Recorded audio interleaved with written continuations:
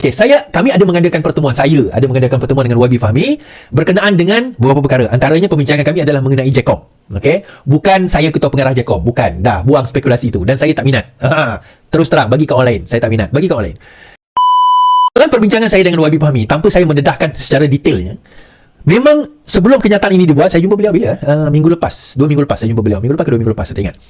Dinyatakan bahawa memang rombakan itu akan berlaku dan dalam mesyuarat tersebut kami ada berbincang perkara-perkara yang hendak dirombak, cadangan beliau apa yang dirombak, cadangan saya tentang apa yang perlu dirombak dan cadangan tuan-tuan dan puan-puan sewaktu saya suruh isi borang ataupun Google Form minta pandangan tuan-tuan tentang komunikasi, tentang penerangan, tentang madani selama setahun. Di situ saya sudah serahkan kepada YB Fahmi.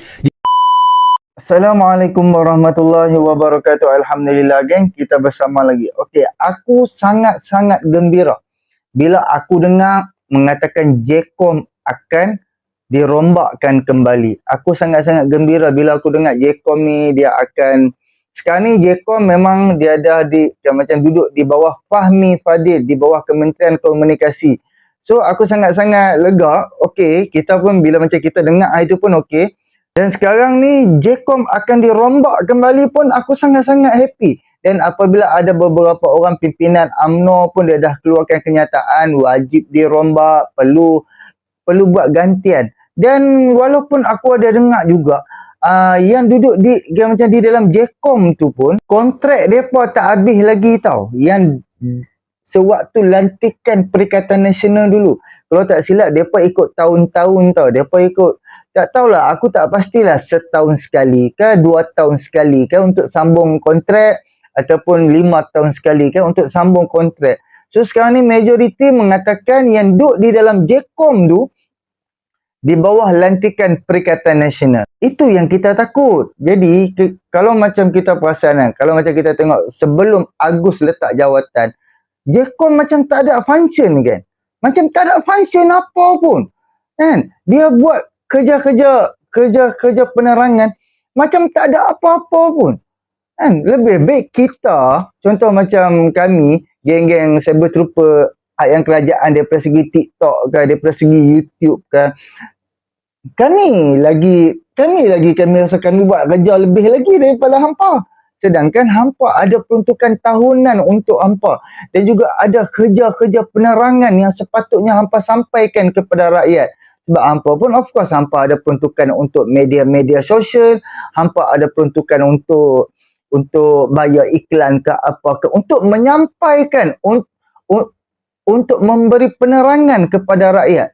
Kan? Jadi baru-baru ni pula bila macam timbalan pengarah Jecom ada keluarkan pasal yang langkah Dubai ni, adalah macam-macam spekulasi itu, spekulasi ini. Seperti mana yang pimpinan UMNO cakap kan, puat analisis langkah Dubai cetek, Jecom wajar dirombak. Itulah yang dikatakan oleh pimpinan UMNO soal Jecom. Dan kita mengharapkan lepas ni macam di dalam Jecom pun ada juga orang Pakatan Harapan dan ada juga orang Barisan Nasional. Kita kena gabungkan sekali. Dan yang walaupun Iswadi atas video yang aku buat sebelum ni soal Iswadi Moni dan juga Lokman Adam, pastikan mereka dua orang ni ada di dalam Jecom. Tapi masing-masing mereka tak mau. Kan? Tapi kita showkan orang-orang yang macam Iswadi dan juga orang-orang yang macam Lokman Adam. Sebab mereka tanpa dibayar gaji, tanpa dapat pendapatan apa-apa pun, mereka tetap konsisten buat video. Kan? Mereka buat live setiap malam. Kan? Kalau contoh macam duk buat YouTube, daripada segi iklan tu bolehlah menjana pendapatan. Tapi daripada segi Lokman Adam, daripada YouTube dia tak ada income. Memang kalau hampa perasan Lokman Adam daripada segi YouTube, Facebook dia tak ada iklan, dia tak ada jana pendapatan apa-apa pun. Kan? Jadi kalau boleh kita nak orang yang macam tulus ikhlas, memang betul-betul dia buat kerja, dia buat live, dia buat menyampaikan apa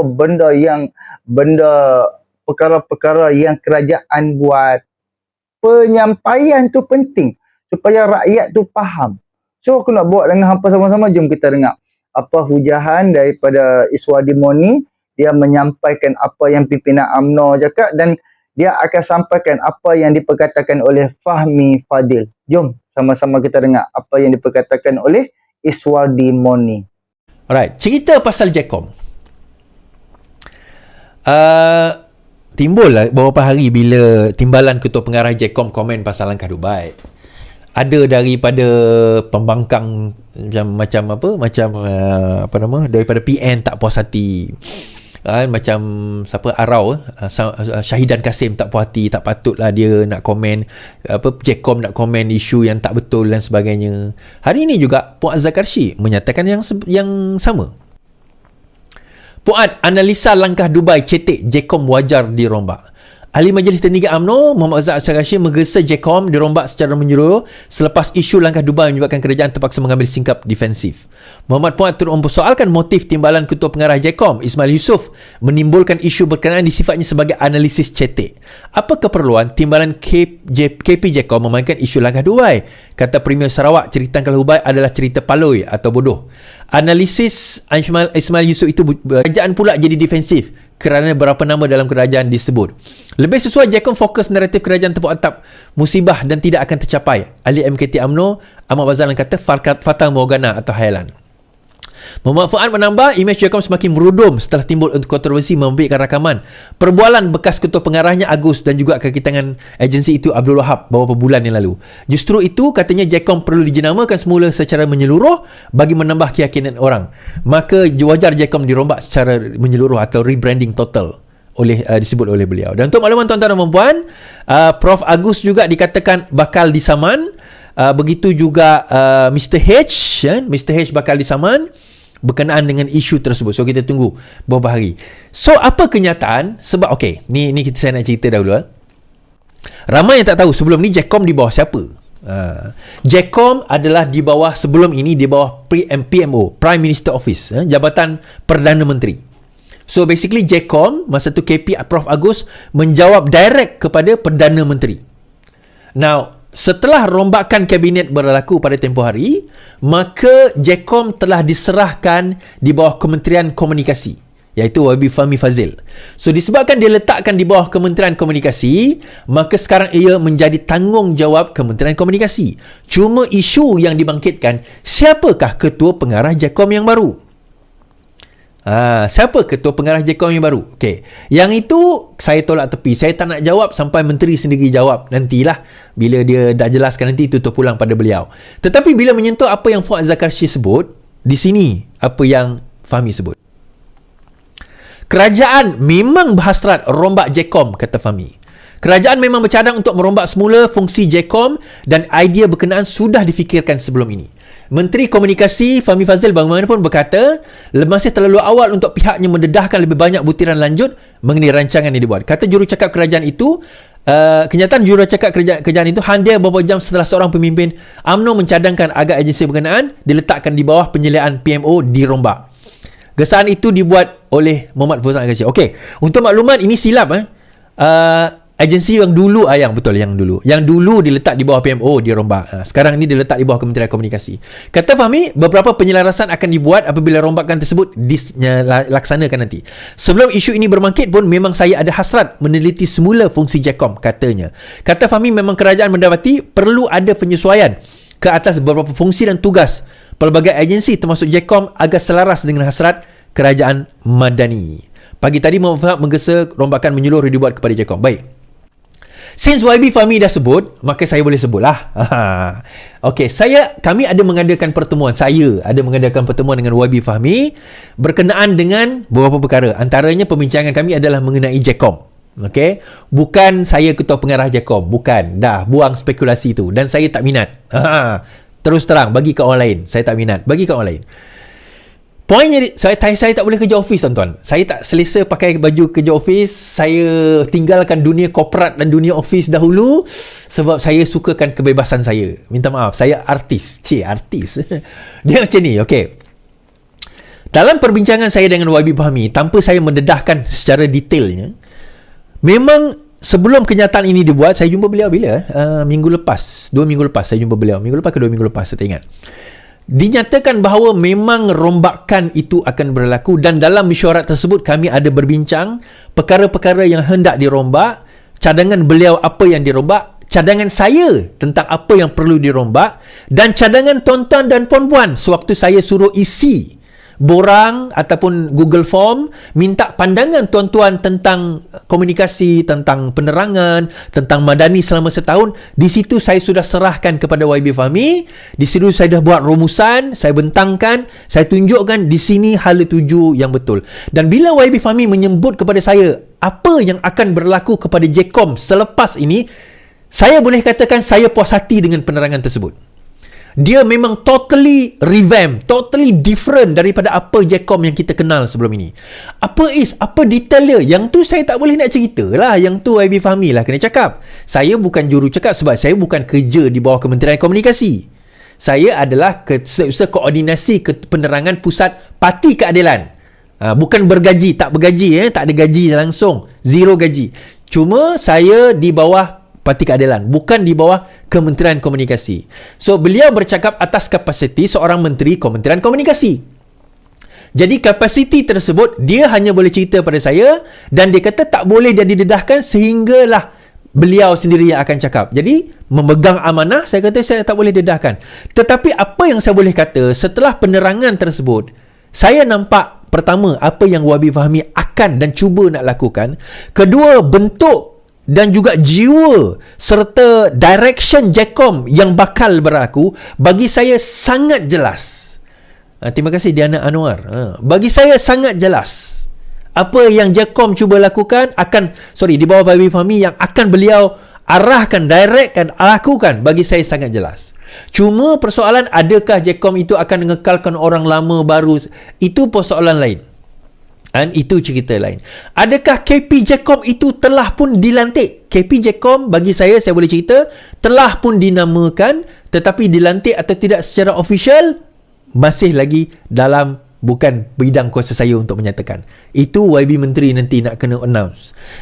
Saya bukan macam dulu, kita ni pembangkang dahulu kan. Bila kita kerajaan ni, dia ada protokol kita kena jaga.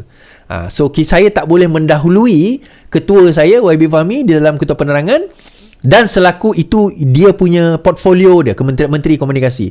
Cuma saya boleh kata saya berpuas hati dengan direction tersebut, dan kalau dilaksanakan dengan baik, kajian saya mengenai Kementerian Komunikasi totally akan berubah untuk tahun 2024 ini. So bagi saya, YB Fahmi nampak, faham tuan-tuan punya penerangan, tuan-tuan punya kerisauan, tuan-tuan dan puan-puan punya pendapat. Bagi saya beliau nampak, beliau faham, dan beliau cuba bergerak ke arah itu. Berjaya atau tidak, dia bergantung kepada cara benda itu dilaksanakan, dan bergantung kepada sama ada kita boleh melaksanakan perkara tersebut dengan baik. So itu persoalan-persoalan yang nanti insyaAllah kita akan jawab selepas ini nanti.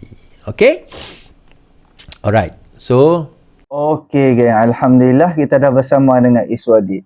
Pada pendapat aku geng, sekarang ni kita memerlukan satu organisasi, contoh macam di dalam JECOM, kita memerlukan orang yang betul-betul hebat, yang betul-betul bijak berbicara, orang yang tahu macam-macam.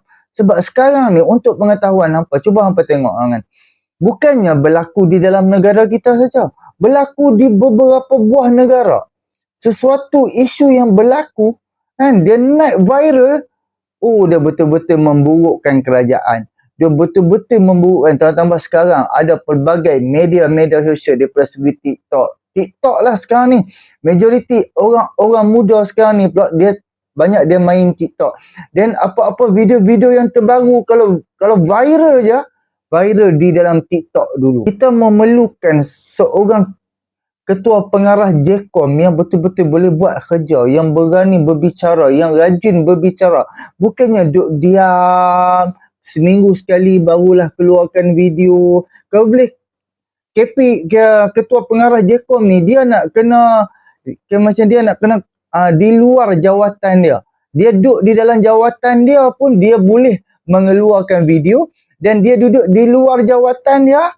Maksudnya, lepas dia habis kerja, waktu dia duduk dekat rumah ataupun hari dia cuti pun, dia boleh mengeluarkan video supaya dapat menyampaikan penerangan.